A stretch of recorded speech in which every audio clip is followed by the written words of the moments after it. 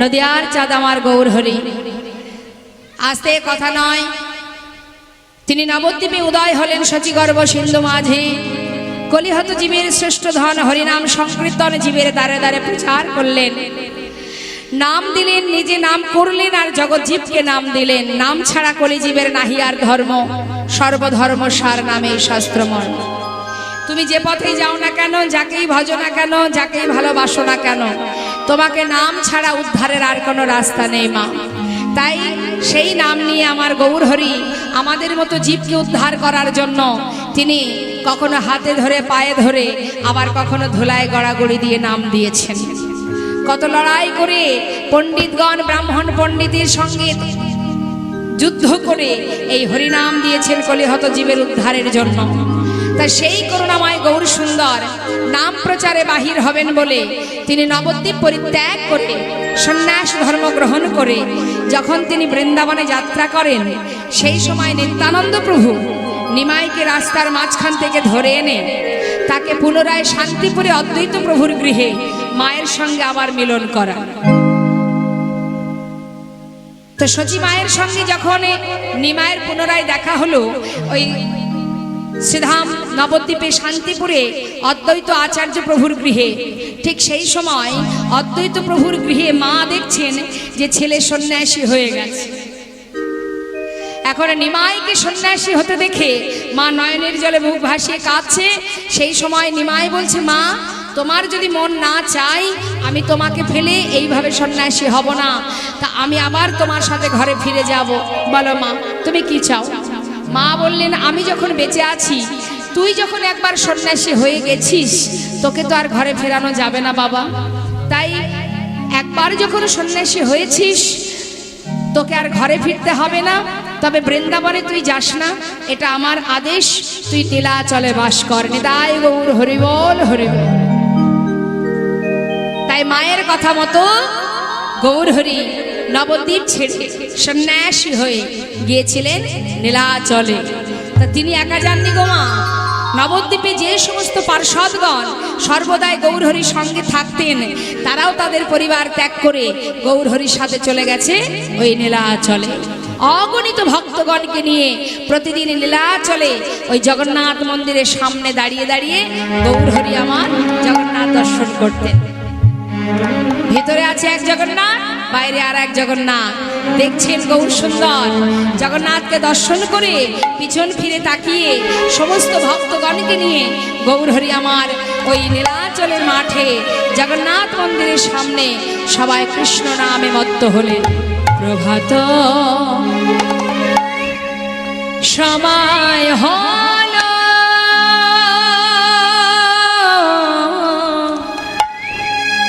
কৃষ্ণ কৃষ্ণ বলো। প্রভাত সময় হল, হরিব কৃষ্ণ কৃষ্ণ বলো। কৃষ্ণ ভজ কৃষ্ণ চিন্ত, কৃষ্ণ নাম পরশান। নাম বিনা কলি জীবে গতি নাহি আর। কৃষ্ণ ভজ কৃষ্ণ চিন্ত, কৃষ্ণ নাম পরশান। নাম বিনা কলি জীবে গতি নাহি আর। শোনো, যেই নাম সেই কৃষ্ণ ভজনিষ্ঠা করি, নামের সহিতে আছে আপনি শ্রী হরি। নাম ভজ নাম চিন্ত, নাম পরশান। হরি বল হরি বল হরি বল হরি বল। হরি বল।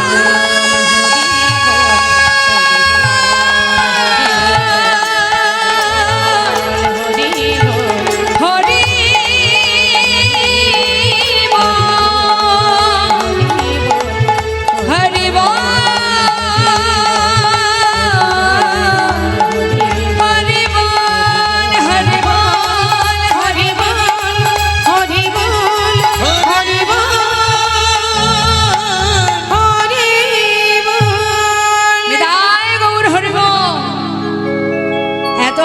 নীলাচলের মাঠে সমস্ত ভক্তগণকে নিয়ে গৌরহরি আনন্দে মত্ত হয়ে আছে বাবা। হঠাৎ তিনি অন্তরে জানতে পারলেন বেশ কিছু দূরে এক ভক্ত একাকী দাঁড়িয়ে নয়নের জলে বুক ভাসিয়ে কাঁদছে। গৌরহরি এত ভক্তদের নিয়ে আনন্দ করছেন, সবাইকে নিয়ে আনন্দে মত্ত হয়ে আছেন, কিন্তু হঠাৎ তিনি অন্তরে জানতে পারলেন, আর যেই না অন্তরে জানতে পারলেন সবাইকে সরিয়ে ধীরে ধীরে একেবারে তার সামনে গিয়ে দাঁড়িয়েছে। হরি বল হরি। এটাই হচ্ছে অন্তর্যামীর কাজ মা, যিনি অন্তরের খবর রাখে। হরি বল। মানুষের চোখের আড়ালে আমরা অনেক কিছু করি, তাই না? ভাবি দেখতে পাইনি যখন আমি মহৎ কাজ করে ফেললাম, কিন্তু যিনি এখানে বসে আছে তার কিছুই জানতে বাকি থাকে না। তবে হ্যাঁ, সে সাজা দেবে, অপেক্ষা করতে হবে, অপেক্ষা করতে হবে। ঠিক তুমি সাজা পাবে, কখন পাবে কিভাবে পাবে তুমি নিজেও জানো না। আর যখন তুমি সাজা পাবে তুমি ভাববে না এই সাজাটা তুমি অপরাধ করেছো তাই তুমি পাচ্ছ, কেউ তোমাকে দিতে যায়নি। তুমি সাজা পেয়েছো তোমার অপরাধের কারণে, তাই তো? তাহলে আর ভগবান যদি সাজা দেয়, সে সাজা এমনই সাজা হবে মা, যেটা মানুষ দিলে কম হয়ে যায়। তাই আজ দেখুন অগণিত ভক্তদের মাঝখান থেকে তার কাছে গিয়ে দাঁড়িয়ে গৌরহরি জিজ্ঞাসা করছে, কে তুমি? আস্তে, কোথা থেকে এসেছো? পরিচয় দাও। প্রভুর দিকে তাকিয়ে নয়নের জলে বুক ভাসিয়ে কাঁদছে গোবিন্দ ঘোষ। দয়াময়, আমার নাম গোবিন্দ ঘোষ, আমি এসেছি অগ্রদ্বীপের মাটি থেকে। কার কাছে এসেছো? তোমার কাছে। কেন? আমার মনে বাসনা, আমি তোমার সঙ্গী হতে চাই। আমার সঙ্গী হবে? কেন? শোনো, আমার সঙ্গী হয়েও না। কেন জানো? যারা আমার সঙ্গী হয় তাদের সারা জীবন কাঁদতে হয়, কষ্ট পেতে হয়। তাই বাবা, ঘরের ছেলে ঘরে ফিরে যাও, সেটাই ভালো। দয়াময়, আমি তোমার সঙ্গী হব, এটাই আমার স্বপ্ন। তাতে কষ্ট আসুক আর দুঃখ আসুক, সুখী আসুক, আমি শুধু তোমার সঙ্গী হতে চাই দয়াময়, আর কিচ্ছু চাই না। কথাটা কিন্তু সত্য, জেনে রাখুন মা। কেউ যদি মনে করেন আমি ভগবানকে ভালোবাসি, আমি মহা সুখী সুখী হব, ভুল কথা। ভগবানকে যারা ভালোবাসে, ভগবান তাদেরকে মায়ার বাঁধনে বাঁধে না। ইহজগতের যা কিছু এগুলো হলো মায়া। এই মায়া তার একটু একটু করে সর্বস্ব পরিত্যাগ করিয়ে তাকে সর্বহারা করে একমাত্র গোবিন্দের চরণে তার শরণাপন্ন করে দেন। আর এ জগতের কোনো কিছু যদি আমাদের জীবন থেকে সরে যায়, মানে হারিয়ে যায়, আমরা কষ্ট পাই না মা? কাঁদি তো বসে বসে, এটা হারিয়ে গেল, এটা চলে গেল, ওটা চলে গেল।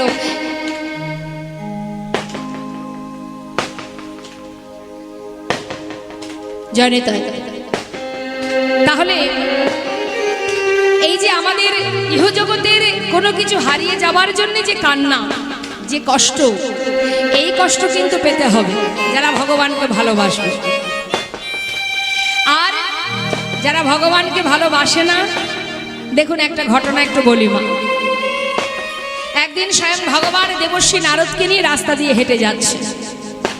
একটু মন দিয়ে শুনবেন, আর বাজি ফোটাতে এবার বারণ করুন, এই মুহূর্তে দরকার নেই। তা যখন রাস্তা দিয়ে যাচ্ছে মা, একটু মন দেবেন, আস্তে কীর্তনে মন দিন। পথে যাবার কালে দেবর্ষী নারদ বলছে, প্রভু আমার কিন্তু প্রচন্ড খিদে পেয়েছে প্রভু। তা তখন ভগবান বললেন, দেবর্ষী খিদে যখন পেয়েছে খাওয়ার ব্যবস্থা করতে হবে, তাহলে কোথায় কি করা যায়? চলো দেখি পথে যেতে যেতে কারোর বাড়িতে গিয়ে না হয় একটু কিছু খাওয়া দাওয়া করা যাবে। তা কোথায় যাব? বলি এইভাবে গেলে তো হবে না, তাহলে আমাদের এই ভগবানের যে রূপ সেটাকে আড়াল করে একটু সাধারণ মানুষের রূপ ধারণ করেছে, মানে দায় গৌর হরি। এখন দুইজনে সাধুর বেশ ধরে যাচ্ছে, গিয়ে হঠাৎ দেখছে রাস্তার ধারে একটা তিনতলা বাড়ি, দায় গৌর হরি। সেখানে গিয়ে দরজার কড়া নাড়া দিয়েছে, উপর থেকে জিজ্ঞাসা করছে, কি চাই তোমার? কি ব্যাপার, কি চাইছো? বলছে, বাবু আহা আমাদের প্রচন্ড খিদে পেয়েছে, কিছু খেতে দেবে?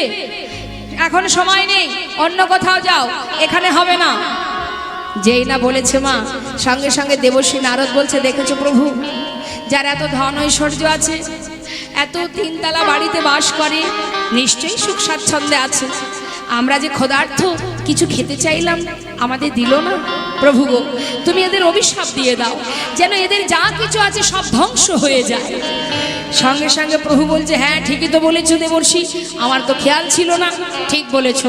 তাড়াতাড়ি করে প্রভু আশীর্বাদ করছেন, কি তিনতলা হয়েছে, আরো তিনতলা হোক। নিতাই গৌর হরি বল হরি। দেবর্ষি নারদ এই আশীর্বাদ শুনে চমকে উঠেছে। এ কি তোমার আশীর্বাদ? এ তুমি কি করলে? তুমি তো অভিশাপ দিলে না আরো তিনতলা হবে, তুমি তাকে আরো সুখ দিলে কেন প্রভু? দেবর্ষি, তোমার কাজ তুমি করেছো, আমার কাজ আমি করেছি, আমার কাজের কৈফিয়ত আমি তোমায় দেব না। তোমার খেতে ইচ্ছা হচ্ছে, খিদে পেয়েছে, চলো দেখি অন্য কোথাও ব্যবস্থা করতে পারি কিনা। দেবর্ষি নারদকে নিয়ে এবার সেই বাড়িটা ছেড়ে বেশ কিছুটা এগিয়ে গিয়ে দেখছে একটা কুড়ে ঘর, খড়ের ছাওয়া, ছোট্ট একটা চালা, তার মধ্যে এক বুড়িমা বসে আছে। মা হরি হরি। সেখানে গিয়ে বলছে, ও বুড়িমা, প্রচন্ড খিদে পেয়েছে আমাদের দুজনের, কিছু খাবার দিতে পারবে? তখন বুড়িমা বলছে, এসো এসো বাবা, এসো এসো, ঘরে এসো। ভগবান কোথায় থাকে গো মা? ভগবান তো কাঙাল কাঙালিনীর ঘরেই থাকেন। যেই না ঘরের মধ্যে বসিয়েছে, তখন সেই বুড়িমা হন্তদন্ত ছটফট করছে, কি খেতে দেবো এখন আমি? আমার তো ঘরে কিছু নেই বাবা, তবে হ্যাঁ একটা গরু আছে, আমার একটা গাভী আছে, এই গাভীর কাছ থেকে একটু দুধ পাই, সেটুকুই কোনো রকমে খাই। তা আজ যখন তোমরা আমার অতিথি, কথায় বলে অতিথি নারায়ণ, তা এসেছো যখন, আজ যেটুকু দুধ পাবো সেটুকু তোমরা দুজন ভাগ করে খেয়ে নিও। নিতাই গৌর হরি। সেই দুগ্ধটুকু দুইজনকে সেবায় দিলেন মা। তখন দেবর্ষি নারদ বলছে, প্রভু গো, তুমি কৃপা করো, দেখছো মায়ের মন কত বড়, বুড়িমাকে আশীর্বাদ করো, যেন যে কদিন বাঁচে সুখ স্বাচ্ছন্দ্য নিয়ে বাঁচতে পারে, একটু তুমি ধনৈশ্বর্য পরিপূর্ণ করে দাও। সঙ্গে সঙ্গে ভগবান বললেন, তাই তো দেবর্ষি, ঠিক বলেছ। আশীর্বাদ করলেন মা। কি আশীর্বাদ? যে গাভীটা আছে তার, ওটা যেন কয়েকদিনের মধ্যে মারা যায়। নিতাই গৌর হরি বল। দেবর্ষি নারদ চমকে উঠলে, ছি ছি ছি ছি, ও দয়াময়, কি বিচার তোমার? এ তুমি কি করছো? মাত্র একটা মাত্র গাভী, তুমি তাকেও কেড়ে নিতে চাও? হে তোমার কেমন লীলা প্রভু। দেবর্ষি, চলো চলো চলো, সেবা হয়েছে যখন, চলো শিগগিরই চলো। চলে গেল মা। দেবর্ষির মনটা বড় ছটফট করছে। কয়েকদিন পর বলছে, প্রভু গো, তুমি যার কাছ থেকে সর্বস্ব কেড়ে নিলে, সে কি আদৌ বেঁচে আছে? প্রভু বললেন, তাহলে চলো যাই, দেখে আসি। বেশ কদিন হলো, দেখে আসি কে কেমন আছে, চলো যাই। সঙ্গে সঙ্গে প্রভু দেবর্ষিকে নিয়ে আবার সেই পথে রওনা হলেন। গিয়ে বুড়িমার সেই ছোট্ট কুড়ের ঘরের ভিতরে ঢুকে দেখছে, বুড়িমার একটা মাত্র গাভী ছিল, মানে কি একটা মায়া ছিল মহা, সেটাও দূরীভূত হয়ে গেছে বলে আজ নিজেকে ভগবানের চরণে সমর্পণ করে দিয়ে সদা সর্বদা হা কৃষ্ণ কৃষ্ণ বলে স্মরণ করছে। কৃষ্ণ ছাড়া তার কাছে আর কিছু নেই, সম্পূর্ণভাবে নিজেকে নিবেদন করে দিয়েছে গোবিন্দ চরণে। নিতাই গৌর হরি বল। ওই একটা মায়ার বাঁধন ছিল বলে তার এতটুকু সময় হলেও কিন্তু তার কাছে সময় দিতে হতো। আজ যখন ভগবান তার সেটুকু মায়া কাটিয়ে দিল, এখন সম্পূর্ণভাবে প্রভুর চরণে নিবেদন করে আত্মসমর্পণ করে তারই শরণাপন্নে দিন কাটছে তার, এবং ভগবান তাকে রক্ষাও করছেন। তখন দেবর্ষি নারদ বললেন, হে প্রভু, দেখলাম তুমি তাকে নিজের করে নিয়েছো, কিন্তু যে জন তিনতলা ঘর, যার বাড়িতে গিয়ে এক মুঠো খেতে পেলাম না, তার কি ব্যবস্থা করলে? চলো যাই দেখে আসি। কি দেখলেন মা? তিনতলার জায়গায় ছতলা হয়েছে। প্রভু বললেন, শোনো দেবর্ষি, যে বিষয়ের মধ্যে ডুবে থাকতে চায় সে কখনো ভগবানকে পায় না। তাই বিষয়ের মধ্যে যে আশা করে, বিষয় আশা করে, আমি তাকে বিষয় পরিপূর্ণ করে দিই, সে কখনো আমাকে পাবে না। যত বিষয় ধন সম্পদ পাবে, তত আমার থেকে দূরে সরে যাবে। হরি বল হরি বল। আর যেজন সব হারিয়ে আমার শরণাপন্ন হবে তার দায়িত্ব, তাকে রক্ষা করা আমার দায়িত্ব। আহা, তাই মাগো নিজেকে সঁপে দিতে হবে। দুঃখ আসুক কষ্ট আসুক কোনো দিকে তাকালে হবে না। সংসার জীবনে দুঃখ কষ্ট আসবে, সুখ দুঃখ দুই ভাই, কেউ চিরকাল থাকবে না। আপনার জীবনে এখন দুঃখ আছে, আপনি জানবেন এই দুঃখ বেশি দিন থাকবে না। এরপরে আবার দরজার বাইরে আর একজন দাঁড়িয়ে আছে, সে হলো সুখ। সময়ের সাথে সাথে কখন দুঃখ চলে যাবে, সুখ ভিতরে ঢুকে যাবে। আবার যখন সুখ পাবেন তখন যদি আপনি মনে করেন যে আমি সুখ পেয়েছি আর আমি দুঃখ চাই না, সেটাও ভুল হবে। কারণ সুখ যখন আপনার সঙ্গে থাকবে জানবেন দরজার বাইরে দুঃখ দাঁড়িয়ে আছে। সময়ের সাথে সাথে সুখও চলে যাবে, দুঃখ ভিতরে ঢুকে যাবে।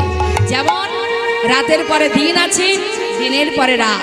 সূর্য যেমন অস্ত যায় চাঁদের উদয় হয়, আবার চন্দ্রমা তিনিও যখন অস্ত যায় আবার সূর্যের উদয় হয়। তাদেরকে যেমন তুমি ধরে রাখতে পারবে না, তোমার জীবনের গতিপথে সুখ দুঃখ দুই ভাই আসবে যাবে, তাদেরকেও তুমি ধরে রাখতে পারবে না। তাহলে সেই কথা না ভেবে আমাদের এই সংসার জীবনে যে কদিন মনুষ্যকুলে জন্ম পেয়েছি, সংসারে কর্মের মধ্যে দিয়ে আমাদের আসল কাজটা আমাদের করে যেতে হবে। নিতাই গৌর হরিবোল হরিবোল। তাই আজ গোবিন্দ ঘোষ বললেন, প্রভু আমি তোমার সঙ্গী হব এইটুকুই জানি, তাই দুঃখ আসুক আর সুখ আসুক আমি কিছুই জানতে চাই না। এই তো হচ্ছে ভক্ত মা, এটাই হলো ভক্ত। তাই আজ দেখুন কি করলেন, গৌর হরি বললেন, গোবিন্দ তাহলে তুমি সব কিছু ত্যাগ করেছো তাই তো, আমার সঙ্গী হবে বলে? ঠিক আছে, তাহলে আজ থেকে তুমি আমার সঙ্গী। তাহলে গোবিন্দ আমার মনে বাসনা এই নীলাচল ছেড়ে আমরা কয়েকদিনের জন্য একটু তীর্থে যাব, তুমি কি যাবে? হ্যাঁ দয়াময় আমি যাব। বেশ, তাহলে চলো।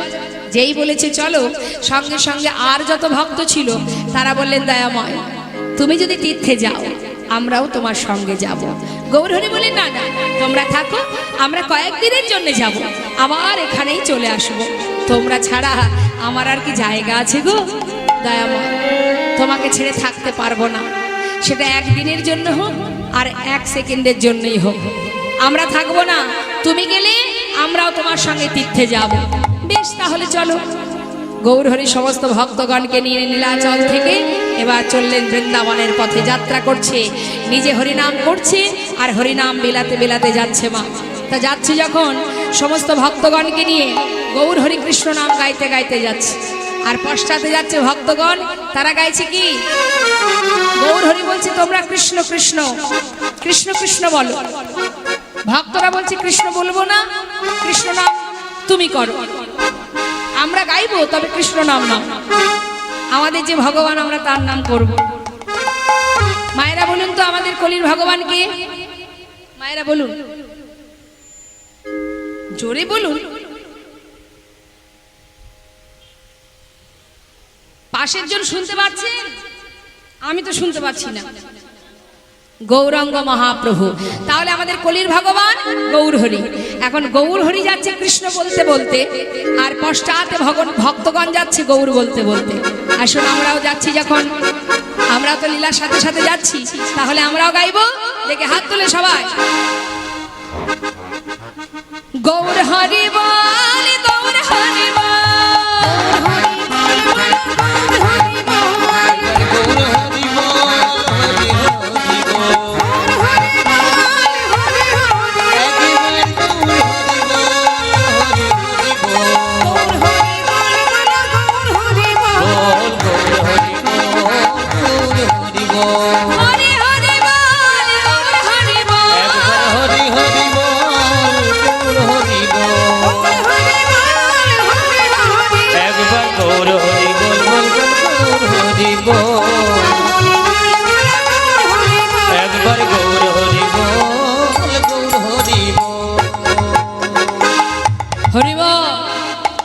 তাহলে ভক্তরা যাচ্ছে গৌর বলতে বলতে, আর গৌর হরি যাচ্ছে কৃষ্ণ বলতে বলতে।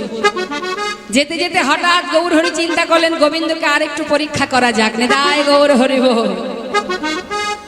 ভগবান ভক্তকে পদে পদে পরীক্ষা করে মা, কষ্ট দেবে, যন্ত্রণা দেবে, সুখও দেবে, সবই দেবে।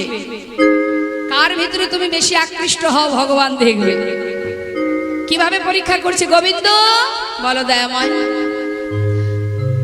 সব কিছু ত্যাগ করে আমার সঙ্গে হয়েছ, তা তোমার মনে আর কোনো বাসনা টাসনা আছে নাকি? থাকলে বলতে পারো। গোবিন্দ ঘোষ বলছে, ও প্রভু, বাসনা আবার কার থাকে না? সবার যেমন বাসনা থাকে আমারও আছে। আচ্ছা আচ্ছা, তাহলে তোমার বাসনা এখনো আছে? তা কি বাসনা গোবিন্দ? শুনবে। আহা, ভগবান জিজ্ঞাসা করছে ভক্তের কাছে কি বাসনা। এমনটা যদি আপনাদের কাছে জিজ্ঞাসা করেন, কি চাইবেন? বলে দিন, আমরা কি চাই?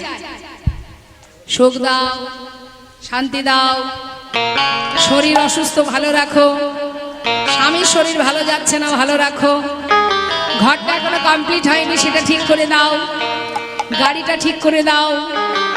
হ্যাঁ, মানে আমাদের জীবনের স্বপ্ন কি? ধনং দে। যখন দেখবেন পূজা হয়, ব্রাহ্মণ আসেন, পূজা দেওয়া হয়, অঞ্জলি দেওয়ানো হয়, তখন কি বলে? কি বলে ব্রাহ্মণ? বলো, ধনং দেহি, যশং দেহি, পুত্রং দেহি, বিদ্যাং দেহি, আয়ুর দেহি, রূপং দেহি। মানে সব দিয়ে যাও, জগতে যা আছে সব আমায় দিয়ে যাও, কিন্তু আমি তোমায় ওই দুটো নকুল দানাই দেবো, তার বেশি দেবো না। হ্যাঁ, খাবে খাবে, না খাবে না খাবে। তোমার বেলায় নকুল দানা, আমার বেলায় সব সুখ। তার মানে ভাবুন, আমরা আত্মসুখী সুখী, নিজের সুখ কামনা করতে ভালোবাসি, নিজের সুখে থাকতে ভালোবাসি। কিন্তু ভগবানের সুখে সুখী কে? যারা প্রকৃত ভগবানকে ভালোবাসে, তারা গোবিন্দ সুখে সুখী। এমন এক ভক্তের কথা বলি মা, যে কিন্তু অনেক ভক্তই আছে, আমি একজনের কথা একটু বলি শুনুন। সে হচ্ছে মহাভারতে কৃষ্ণের সম্পর্কে পিসিমা মাতা কুন্তী। যখন হস্তিনাপুরের যুদ্ধ হবার পর রাজা হলো ধর্মরাজ যুধিষ্ঠির। রাজা হবার পর ভগবান কৃষ্ণ রথের উপরে বসে পিসিমাকে ডাকছে, পিসিমা এদিকে এসো। পিসিমা, সারা জীবন 5 পুত্রকে নিয়ে বনে বনে কাটিয়েছো, কত কষ্ট পেয়েছো, কত লড়াই করেছো, কত যুদ্ধ করেছো, এত সংগ্রাম করে অবশেষে আজ তুমি হস্তিনাপুরের রাজমাতা। পিসিমা, তুমি আমাকে বিদায় দাও, এবার আমি চলে যাই। তবে যাওয়ার আগে আমি তোমায় বর দিয়ে যাব, আমার বাসনা আমি তোমায় বর দিতে চাই। পিসিমা, তুমি বর চেয়ে নাও। কি চেয়েছিলেন মা কুন্তী পিসিমা?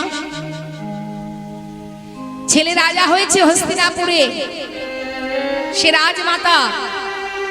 এতদিন এত কষ্ট নিশ্চয়ই আপনারা মহাভারত দেখেছেন, সারা জীবনটা কষ্ট পেয়েছে।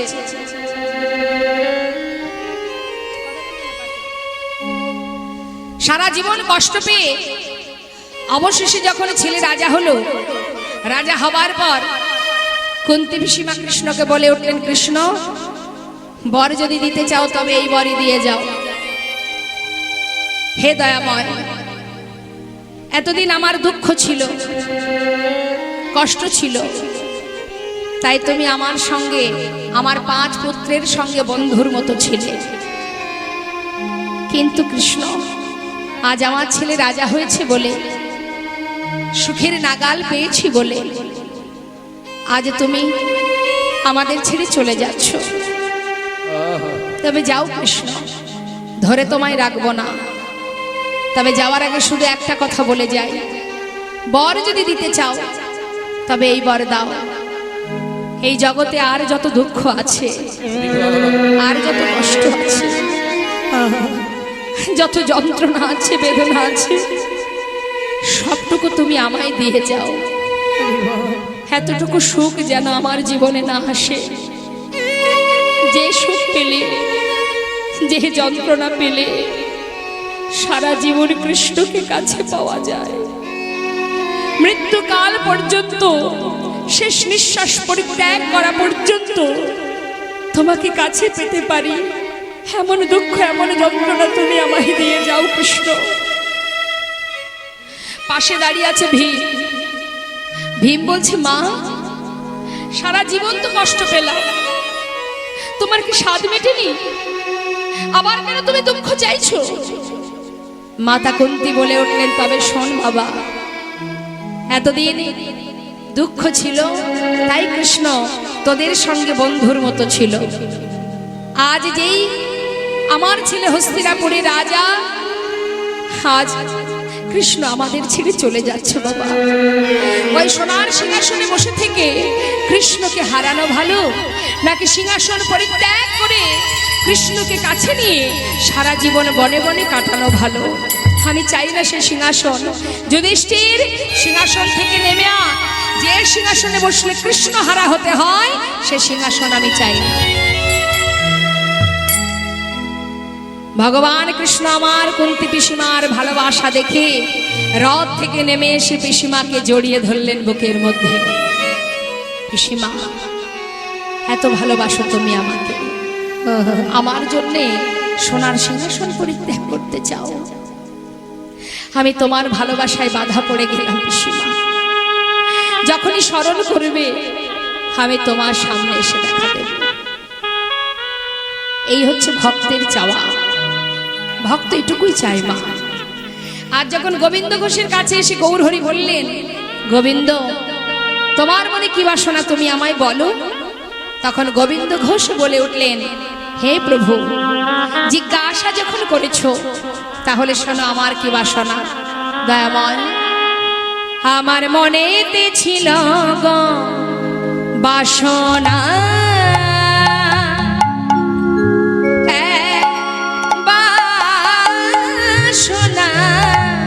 মনেতে ছিল বাসনা,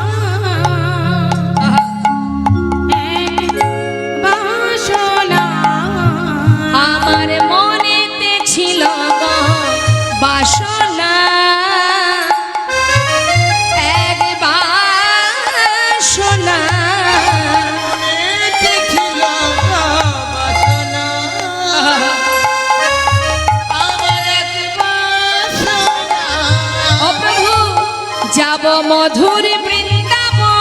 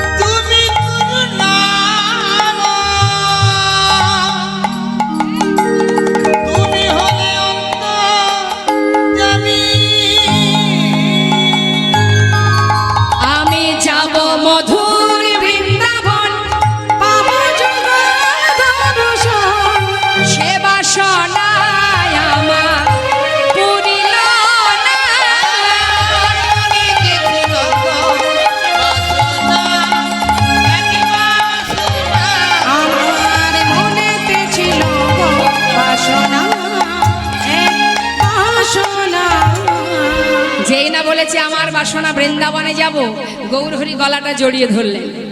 গলাটা জড়িয়ে ধরে বলছে, গোবিন্দ তোমার মনে বাসনা তুমি বৃন্দাবনে যাবে, আমারও তো সেই একই বাসনা বৃন্দাবনে যাব। হরি বল হরি বল। তবে হ্যাঁ শোনো গোবিন্দ, শোনো, বৃন্দাবনে তো তুমি যাবে, সেখানে গিয়ে কি খাবে? ও প্রভু, তুমি জানো না বৃন্দাবনে গেলে খাওয়ার চিন্তা করা লাগে না। সে কি কথা? গৌরহরি একটু ছলনা করে বলছে, ও গোবিন্দ, বৃন্দাবনে গেলে বুঝি খেতে নেই? আরে বাবা, আমি কি সে কথা বলেছি? বৃন্দাবনে গেলে খাওয়ার চিন্তা করা লাগে না প্রভু। শোনো আমি কি করব। ব্রজবাসীর দারে দারে, ব্রজবাসীর দারে দারে, ব্রজবাসীর দারে দারে, ব্রজবাসীর দারে দারে, মাধু করে প্রসাদ করে। ব্রজবাসীর দারে দারে, মাধু করে প্রসাদ করে। আমি দারে দারে বেড়াইব, দারে দারে, আহা দারে দারে বেড়াইব। দারে দারে বেড়াইব। জয় রাধে বলে দারে দারে ওই বেড়াইব। জয় রাধে বলে দারে দারে বেড়াইব। জয় রাধে বলে আমি মাধু করে মেঘে খাবো। ওই না জয় রাধে বলে, করে মেঘে ওই না জয় রাধে বলে, আমি দারে দারে বেড়াইব। মনেতে রাধা নাম এই ভবনা, আমার মনে দিছিল গো বাসনা।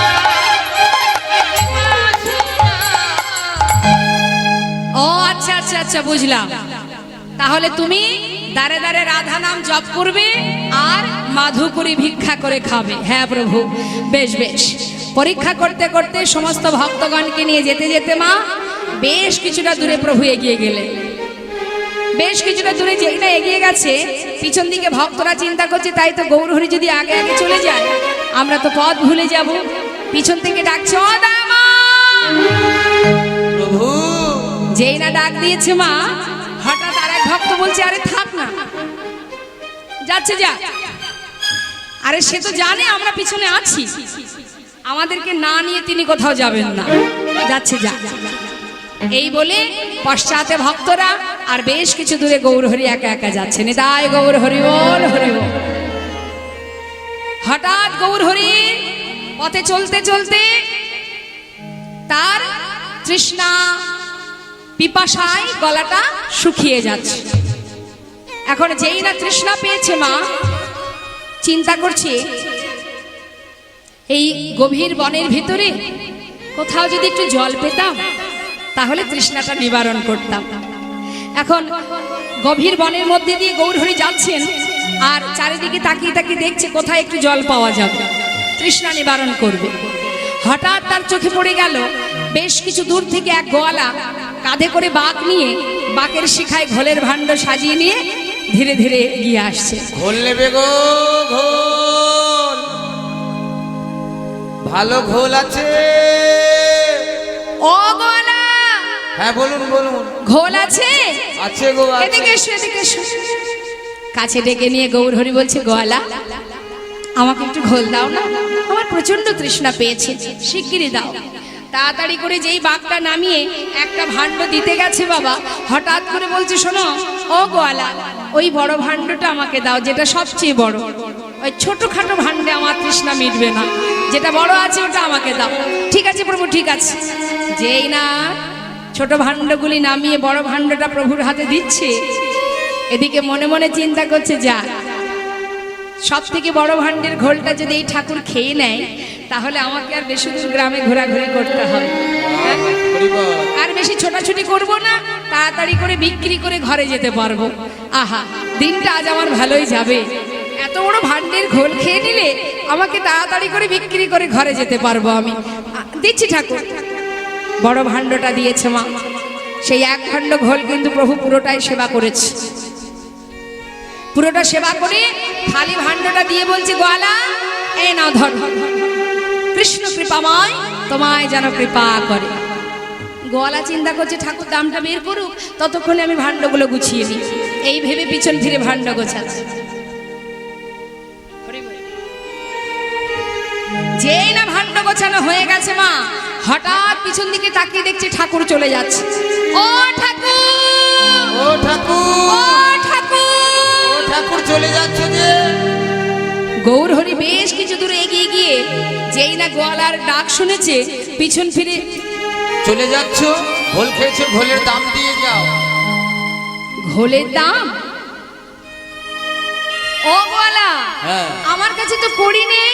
এই নেই বললে তো চলবে না, সব থেকে বড় ভাণ্ডর ঘোল খেয়েছো, আবার বলছো করি নেই, নেই বললে চলবে না। দেখো আমি তো সন্ন্যাসী, আমি কড়ি কোথায় পাবো বলো? আমার কাছে কড়ি নেই। আগে বলনি কেন? তাহলে তোমায় ঘোল দিতাম না। এখন ঘোল খেয়ে বলো কিনা দাম নাই, অত শত জানি না। আগে ঘোলে দাম দেবে তারপরে যাবে। গৌরহরি বলছে দেখো ও গোয়ালা, বললাম তো আমার কাছে কোনো কড়ি নেই, কি করব বলো? তাহলে তুমি আগে কেন বললে না? যার কাছে কড়ি নেই তার আবার ঘোল খাওয়ার শখ আসে কোথা থেকে? তুমি জানো আমার কত ক্ষতি করে দিয়েছো? সব থেকে বড় ভাণ্ডের ঘোল খেয়ে এখন কিনা বলো দাম নাই। কি হবে এখন আমার? কপাল চাপড়িয়ে কাঁদছে মা। গৌরহরি দূর থেকে দেখছে গোয়ালা কপাল চাপড়িয়ে চাপড়িয়ে কাঁদছে পথের ধারে বসে। চিন্তা করছে হা হা ভক্ত, অর্থের জন্য তুমি এমন করে কাঁদছো? ঠিক আছে। ধীরে ধীরে কাছে এসে বলছে গোয়ালা শান্ত হও, কেঁদো না। শোনো, আমার কাছে তো কড়ি নেই, পিছনে আমার অনেক ভক্ত আসছে, তাদের কাছে তুমি বলো, তারা আমার এই ঘোলের দামটা দিয়ে দেবে। বেশ ঠিক আছে। এবার গৌরহরি চলে গেল মা, আর গোয়ালা কিন্তু বসে আছে পথের ধারে ভক্তদের কাছ থেকে ওই ঘোলের দাম নেবে বলে। আর এদিকে ভক্তরা পশ্চাতে আসছে, তারা তো অত জানে না যে গোয়ালা ছিল বসে রাস্তার মাঝখানে।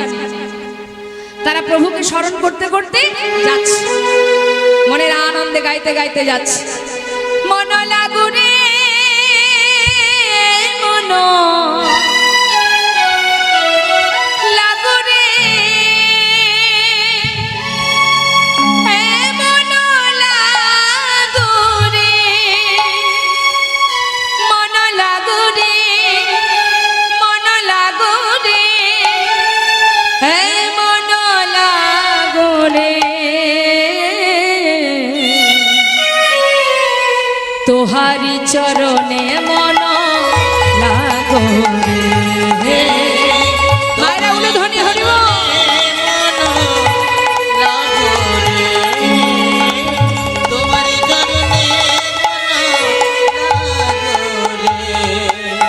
মন লাগো রে,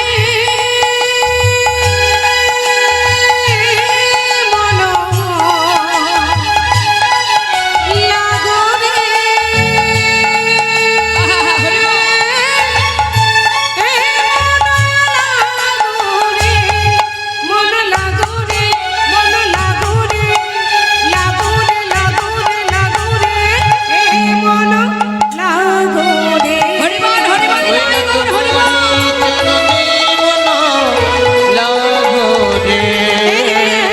তোমারি চরণে মন লাগো রে, তোমারি চরণে মন লাগো রে। ওই যে বসে আছে পথের ধারে গোয়ালা, সমস্ত ভক্তগণকে দেখে সঙ্গে সঙ্গে বলে উঠলেন বন্ধ করো। ভক্তরা চমকে উঠলেন, কি ব্যাপার? পথের মাঝখানে বসে আছো, আমাদের হরি নামে বাধা দিচ্ছ, কে তুমি? কেন তুমি এইভাবে আমাদের হরি নামে বিঘ্ন ঘটাচ্ছ? গোয়ালা বলছে দেখো অনেকক্ষণ বসে আছি, আমাকে ঘোলের দামটা দাও না বাপু, আমি যাই। ঘোলের দাম দেব? কে খেয়েছে তোমার ঘোল? গোয়ালা বলছে আমি চিনি না, তোমাদের সঙ্গের সঙ্গী। আমাদের সঙ্গের সঙ্গী? একে অপরকে জিজ্ঞাসা করছে, এই ঘোল খেয়েছো? এই ঘোল খেয়েছো? এই ঘোল, ওমা আপনার ঘোল খেয়েছেন? কি গো মা, আপনারা খেয়েছেন ঘোল?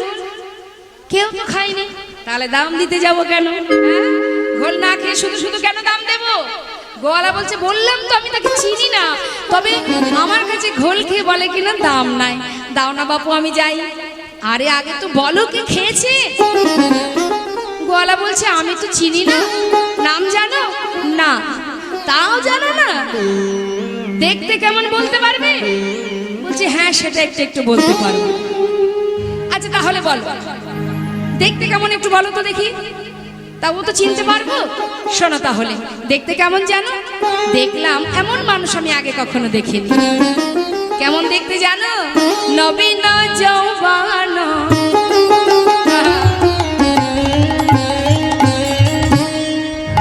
সে যে অপরূপ রূপ মাধুরী।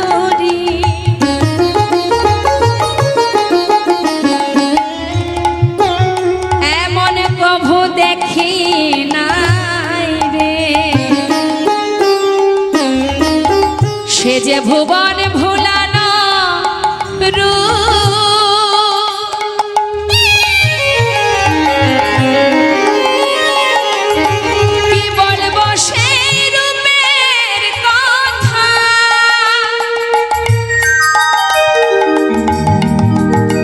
যাই রে রূপের বলিহারি,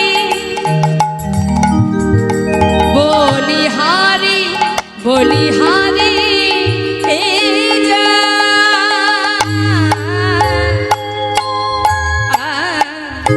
নবীন যৌবন গলিত কাঞ্চন আবার কোটি তটে রাঙাবা দেখিলাম দেখলাম নবীন যৌবন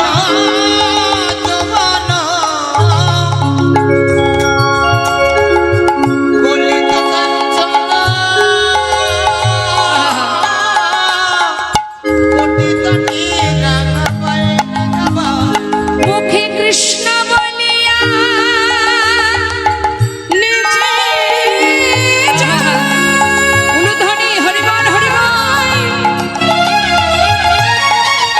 মুখে কৃষ্ণ কৃষ্ণ কৃষ্ণ বলে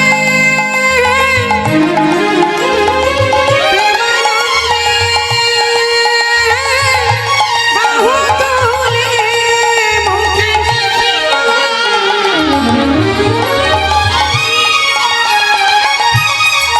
ওইলা দুবহু তুলিও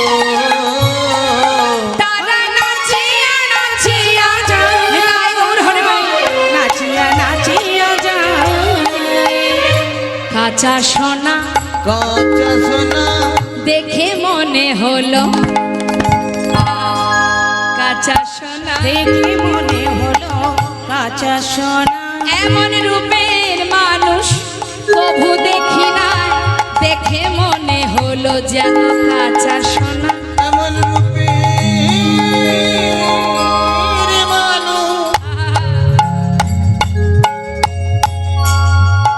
আমি কবু দেখি না, দেখে মনে হলো যেন কাঁচা সোনা। আয় দাঁড়াও, বুঝেছি, এবার বুঝেছি তুমি যার কথা বলছো সে আর কেউ নয়, সে তো আমাদের গৌর হরি, নিতাই গৌর হরি। কাঁচা সোনার মতো দেখতে জগতে একজনই আছে গো, হ্যাঁ? তা সে তোমার কাছে ঘোল খেয়ে দাম দিতে পারেনি, কিন্তু গোয়ালা সত্যি কথা বলতে কি জানো, আমরা তো তার সঙ্গী, আমরা কোথায় কড়ি পাই বলো দেখি। কি বললে? ঠাকুরজি বলল তোমাদের কাছ থেকে কড়ি নিতে, তোমরাও দিতে পারবে না? হায় হায় পুরা কপালে, ঘুম থেকে উঠে কার মুখ যে দেখেছিলাম, জানলে আজ ঘর থেকে বেরোতাম না। হায় হায় হায় কি হবে? ভক্তরা কি করবে মা? গোয়ালা দেখছে বসে বসে কাঁদছে, চিন্তা করছে, তাই তো ওর দাম তো দিতে পারবো না আমরা, তা শুধু শুধু দাঁড়িয়ে থেকে কষ্ট দিয়ে লাভ নেই, যাই চলে যাই। এবার সে কি করছে, পাশ কাটি কাটি সবাই চলে যাচ্ছে, মানে দায় গৌর হরিবল। এখন প্রত্যেকে যখন চলে গেল, গোয়ালার কি করবে? পথে বসে বসে কাঁদবে, চিন্তা করছে আজ আর বিক্রি কিনি করবো না, যাই ঘরে ফিরে যাই, আজ আর ঘোল বিক্রি করব না। এবার বাঘটা কাঁধে করে নিয়ে ঘরে যাবে বলে যেই না বাঘ কাঁধে তুলতে যাবে, হঠাৎ দেখছে বেজায় ভারী, তাই গৌর হরি। কেন ভারী? সব থেকে বড় ভাণ্ডের ঘোল খেলে কি হবে? বাঘ তো হালকা হয়ে যাবে, কিন্তু এত ভারী কেন? তাড়াতাড়ি করে আবার ছোট ভাণ্ডগুলো নিচে নামাচ্ছে একটা একটা করে। এখন নিচে নামিয়ে যে ভাণ্ডের ঘোল গৌর হরি সেবা করেছেন, যেই না সেই ভাণ্ডের দিকে লক্ষ্য দিয়েছে মা, কি দেখছে? কি কৃপা প্রভু! কানায় কানায় পরিপূর্ণ স্বর্ণ মুদ্রা, সেই বাঘ ফেলে রেখে ছুটতে ছুটতে যাচ্ছে গৌর হরি।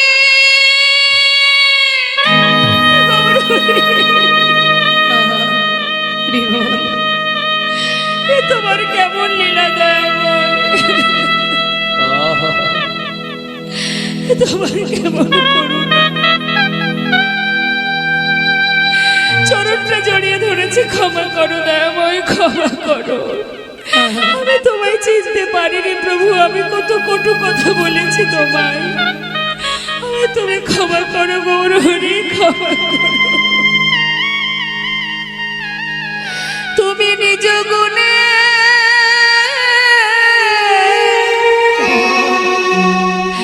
একেবারে ক্ষমা করো।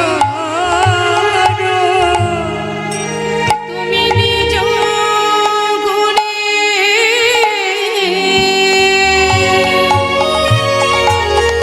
একেবারে ক্ষমা করো। আমি অপরাধ করেছি প্রভু গো, তুমি নিজ গুণে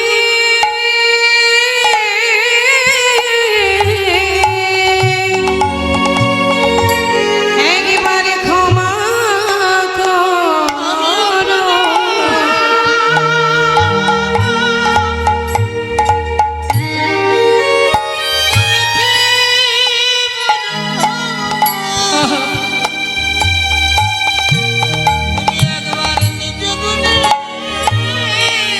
হরিবল হরিবল।